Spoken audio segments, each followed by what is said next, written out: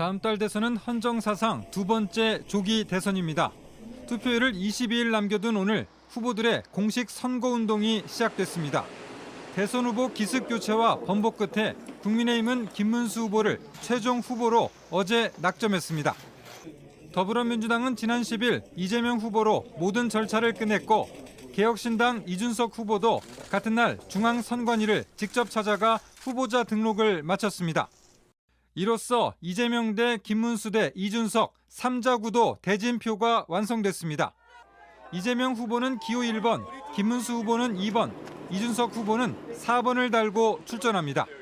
후보의 기호는 공직선거법에 따라 국회 의석수에 따라 결정되는데 기호 3번은 원내 3당인 조국혁신당이 후보를 내지 않아 결번이 됐습니다.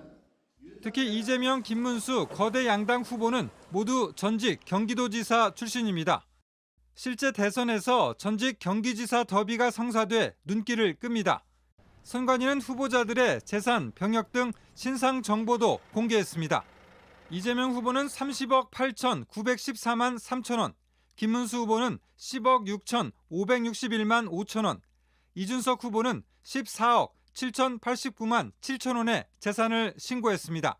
전과 기록은 이재명, 김문수 후보가 각각 3건이 있습니다.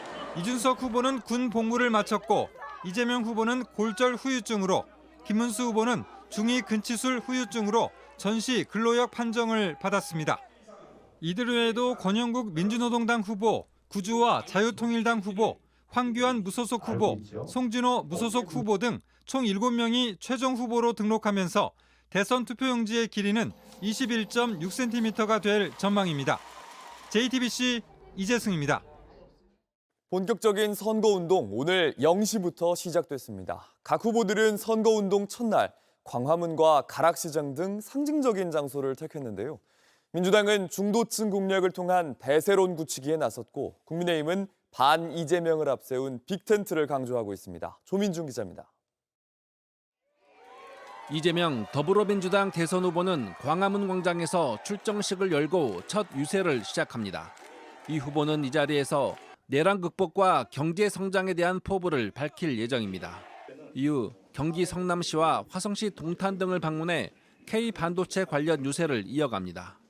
민주당은 민생 경제 행보를 바탕으로 본선에서도 중도층을 공략해 대세론을 굳힌다는 전략입니다.